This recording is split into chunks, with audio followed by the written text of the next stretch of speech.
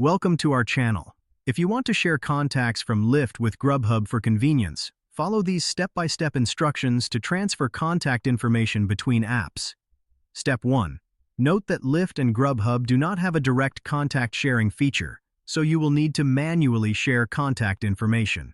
Step 2. Open the Lyft app on your smartphone and go to your ride history or contacts. Step 3. Find the contact or location you want to share with Grubhub. Step 4.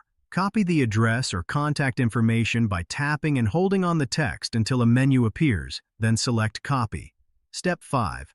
Open the Grubhub app on your smartphone. Step 6. Tap on your account icon or menu to access your saved addresses.